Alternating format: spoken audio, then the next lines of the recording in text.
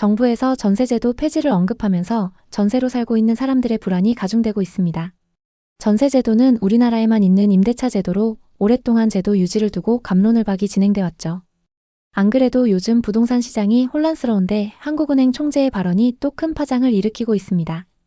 고통이 따르더라도 전세를 끊어내는 등 부동산 시장 구조 개혁을 해야 한다고 말했는데요.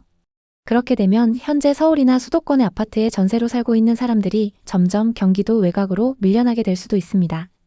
서울에서 직장 다니면서 아이들 학군도 유지하고 싶었는데 정부의 정책들 때문에 어쩔 수 없이 떠나야 할 것 같아요. 이런 걱정은 많은 임차인들의 현실이 될 수 있습니다. 최근 몇 년간 전세 사기를 비롯한 아파트 가격 급등 등의 부작용이 잇따르며 전세 제도에 대한 신뢰가 급격히 무너지고 있는데요. 월세로 살면 되지 않느냐 생각하시겠지만 현재 마포나 송파의 아파트 월세는 평균 300~400만 원 수준으로 일반적인 사람들이 감당하기 어려운 수준입니다. 앞으로 이 상황이 계속되면 임차인들은 원치 않는 이사를 해야 할 가능성이 높아집니다. 서민과 중산층의 주거 안정을 위한 정책이라지만 오히려 많은 사람들을 사지로 내모는 꼴이 될 수 있습니다. 특히 신축 아파트를 분양받은 사람들은 지금 발등에 불이 떨어졌는데요. 최근 규제들로 임차인이 대출을 받아 전세금을 주고 그 돈으로 집주인이 잔금을 치르는 갭투자 방식이 완전히 막혔습니다. 규제가 시작되면서 집주인들은 임차인을 구하지 못하고 있어요. 분양 아파트 집주인들 대부분이 그런 상황입니다. 제가 현장에서 만난 한 집주인은 이렇게 말하더군요. 전세 세입자만 구하면 잔금을 메울 수 있었는데 이제 그게 안 된다네요. 사금융에서 고금리 대출을 알아보고 있어요. 그렇게 되면 이자만 매달 수백만 원이 나가요. 새 아파트 하나 분양받는 게 평생의 꿈이었는데 이건 너무한 거 아닌가요? 수많은 가족들의 생계를 위협하는 상황입니다.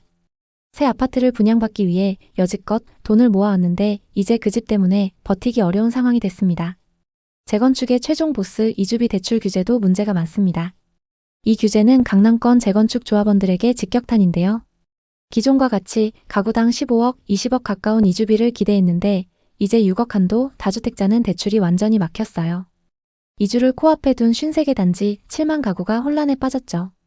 특히 한남동 정비사업처럼 관리처분 인가를 앞둔 단지들은 자금 계획이 엉망이 됐어요. 조합원들은 기존 주택 감정가 대출로 이주비를 마련하려 했는데 이제 그 많은 돈을 다 자력으로 해야 하냐며 절망하고 있어요. 요즘 서울과 수도권 부동산 시장은 그야말로 폭풍전야입니다.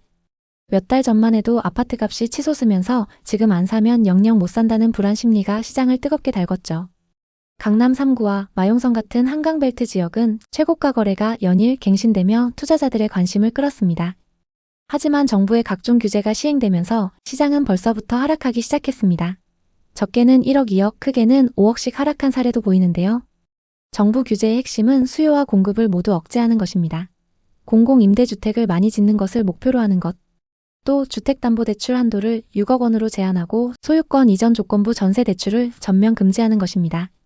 여기에 주담대를 받으면 6개월 이내 전입 의무가 부과되면서 갭투자는 사실상 불가능해졌습니다.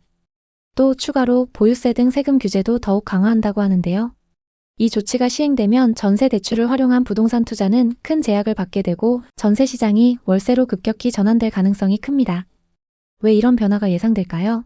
전세 대출이 막히면 집주인들은 잔금을 마련하기 어려워지고 임차인들은 전세 계약을 유지하기 힘들어질 겁니다.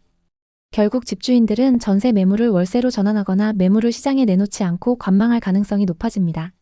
이미 서울 송파구 헬리오시티 같은 대단지 아파트에서는 월세 매물이 늘어나는 조짐이 보이고 있죠. 한국부동산원 데이터에 따르면 최근 송파구의 월세 매물 비율이 15% 이상 증가했습니다. 이 흐름은 앞으로 더욱 가속화될 것입니다. 특히 전세로 거주하던 서민과 청년층 그리고 갭투자에 뛰어든 투자자들에게 직접적인 타격으로 다가올 가능성이 큽니다. 전세라는 한국 특유의 주거 문화가 위축되면서 월세 부담이 커지고 투자자들은 자금난에 빠질 수 있습니다. 과연 이 규제가 시행되면 어떤 피해가 예상되는지 두 가지 사례를 통해 구체적으로 살펴보겠습니다. 첫 번째 사례는 40대 초반 자영업자 최현우 씨의 이야기입니다. 최현우 씨는 올해 안에 서울 마포에 위치한 아파트를 갭투자로 매수할 계획이었습니다. 현재 기준 매매는 20억, 전세는 10억 수준입니다. 현우 씨는 전세입자의 전세금을 활용해 잔금을 충당할 계획이었습니다. 마포는 아직 갭투자가 가능하고 전세 수요도 높아서 안정적이라는 중개사의 말에 큰 기대를 걸고 자금을 마련하고 있었습니다. 특히 전세를 끼고 매수하니 자금 부담이 적다고 생각했죠. 하지만 앞으로 전세 대출 규제가 추가로 시행되면 최현우 씨의 계획은 틀어질 가능성이 큽니다. 소유권 이전 조건부 전세 대출 금지로 인해 전세입자와 새로 전세 계약을 맺으려 해도 신규 전세 대출을 받기 어려워질 것입니다. 기존 임차인이 전세를 유지하지 못하고 이사하면 현우 씨는 새 임차인을 찾아야 합니다. 문제는 전세 대출 제한으로 전세 수요가 급감할 가능성이 높다는 점입니다. 이 상황에서 현우 씨는 전세 매물을 월세로 전환해야 할 가능성이 큽니다. 예를 들어 보증금 1억에 월세 350만 원으로 내놓는다 해도 고가 월세 수요가 많지 않아서 공실 위험이 커집니다. 더 큰 문제는 집값 하락입니다. 규제로 인해 호가가 2, 3억 하락할 가능성이 제기되고 있죠. 현우 씨는 이렇게 한숨을 내쉽니다. 10년 동안 자금을 마련해서 이번에 사려고 했는데 담보대출에 전세대출까지 막아버리면 아예 집을 사지 말라는 것 같네요. 두 번째 사례는 30대 초반 신혼부부인 윤지혜, 김태훈 부부의 이야기입니다. 이들은 서울 송파구 가락동에 있는 헬리오시티에 전세로 거주하고 있습니다. 전세 보증금은 10억. 2년 전 계약 당시 전세 대출을 5억 받아서 보증금을 마련했죠. 부부는 강남 학군과 편리한 교통을 고려해 이 아파트를 선택했고 2년 뒤 전세를 갱신하고 나중에는 자가로 매수하자는 꿈을 품고 있었습니다. 하지만 전세 대출 규제가 시행되면 이들의 안정적인 주거 계획이 흔들릴 가능성이 큽니다. 전세 대출 규제가 강화되면 부부의 전세 대출 한도가 확 줄어듭니다. 축소된 만큼 나머지 금액을 현금으로 충당해야 합니다. 하지만 부부가 그동안 모아놓은 돈으로 이 금액을 충당할 수 있을지 걱정입니다. 집주인은 전세 대출 규제로 잔금을 맞추기 어려워지면 전세를 월세로 전환할 가능성이 높습니다. 예를 들어 보증금 1억에 월세 450만 원을 제한한다면 부부는 월 소득의 상당 부분을 주거비로 지출해야 합니다. 이는 저축은 물론이고 기본적인 생활비에도 큰 부담이 됩니다. 윤지혜 씨는 이렇게 걱정합니다. 강남에서 아이 키우며 전세로 살고 싶었는데 대출 규제가 시행되면 월세 부담 때문에 이사를 가야 할지도 몰라요. 집 없는 사람들만 더 힘들어지는 거 아닌가요? 이제 두 사례를 바탕으로 규제가 시행되면 시장에 어떤 변화가 올지 더 깊이 들여다보겠습니다. 대출 규제는 투기 수요를 억제하려는 의도지만 부작용도 만만치 않습니다. 특히 전세 대출 제한은 전세의 월세화를 가속화하며 서민과 청년층의 주거 부담을 크게 늘릴 가능성이 높습니다. 먼저 전세 대출이 제한되면 집주인들이 전세 대신 월세로 내놓을 가능성이 높습니다. 서울 아파트의 평균 전세가율은 시세의 약 5, 60% 수준인데 대출 규제로 전세 수요가 줄어들면 월세 매물이 급증할 것입니다.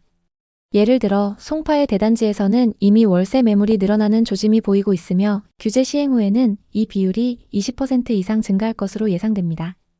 이는 임차인들에게 월세라는 고정 지출 부담을 가중시킬 것입니다. 또 전세 대출 규제로 자금 여력이 있는 임차인들만 전세 계약을 유지할 수 있는 구조가 될 가능성이 큽니다. 현금이 넉넉한 세입자는 전세를 유지할 수 있지만 대출 의존도가 높은 저소득층이나 청년층은 월세로 내몰릴 것입니다. 이는 주거 양극화를 심화시키며 서울에서 서민들이 거주하기 점점 더 어려워지는 상황을 만들 가능성이 높습니다. 그리고 정부의 공급 방안과 각종 규제 소식이 전해지면서 벌써부터 서울 강남, 서초, 송파, 용산 등 핵심 지역의 부동산 중개업소에는 매수 문의가 줄어들고 있습니다. 대출 한도 축소로 매수자들은 고가 아파트 구입을 망설이고 매도자들은 가격 하락을 우려하며 매물을 걷어들일 가능성이 큽니다. 한국부동산원에 따르면 규제 발표 이후 서울 아파트 거래량은 이미 확연히 감소했으며 다음 규제 시행 후에는 더 줄어들 것으로 전망됩니다. 전세 대출 규제가 시행되면 임차인들에게 미칠 피해는 단순히 월세 부담 증가에 그치지 않을 것입니다. 몇 가지 상황을 예상해 보겠습니다. 우선 전세에서 월세로 전환되면서 월세 부담이 급증할 가능성이 큽니다. 규제 시행 후 전세 대출 한도가 축소되면 전세 수요가 급격히 줄어들고 월세 수요가 늘어날 것으로 예상됩니다. 마포나 송파의 아파트 월세는 평균 3, 400만 원 수준으로 일반적인 사람들이 감당하기 어려운 수준입니다. 전세 대출이 어려워지면 임차인들이 원치 않는 이사를 해야 할 가능성이 높아집니다. 예를 들어 송파구에 거주하는 사람이라면 전세 계약 만기 후 새 전세 대출을 받지 못할 경우 경기도로 이사해야 할지도 모릅니다. 서울에서 직장 다니면서 아이들 학군도 유지하고 싶었는데 대출 규제가 시행되면 어쩔 수 없이 떠나야 할 것 같아요. 이런 걱정은 많은 임차인들의 현실이 될 수 있습니다. 또 갑작스러운 규제 시행으로 일부 집주인들이 전세 보증금을 돌려주지 못하는 사례도 늘어날 가능성이 있습니다. 부동산 대책으로 담보대출은 물론 전세대출 문턱까지 크게 높아진 상태에서 임차인들은 자금 조달에 어려움을 겪고 있습니다. 또 집주인들은 보증금 반환 부담에 전세를 월세로 전환하는 사례가 늘고 있습니다. 대출 한도 축소로 임대인과 임차인 모두 자금난에 직면한 것이죠. 앞으로 점점 자금난에 빠진 집주인들이 늘어나면서 피해가 더 커질 수 있습니다. 특히 서울 수도권 지역에서 고점에 거래됐던 매물들에서 이런 위험이 발생할 수 있습니다. 이제 여러분이 궁금해하실 부분, 다가올 규제에 어떻게 대비해야 할까? 이 부분에 대해 이야기해 볼게요. 전세 대출 규제로 월세 전환의 흐름은 피할 수 없지만 현명한 선택으로 피해를 최소화할 수 있습니다. 첫째, 자금 계획의 재점검. 규제가 시행되면 대출 한도가 줄어들 가능성이 크니 본인의 자금 여력을 미리 점검하세요. 전세 대출에 의존하던 분이라면 월세 전환 가능성을 염두에 두고 예산을 재조정해야 합니다.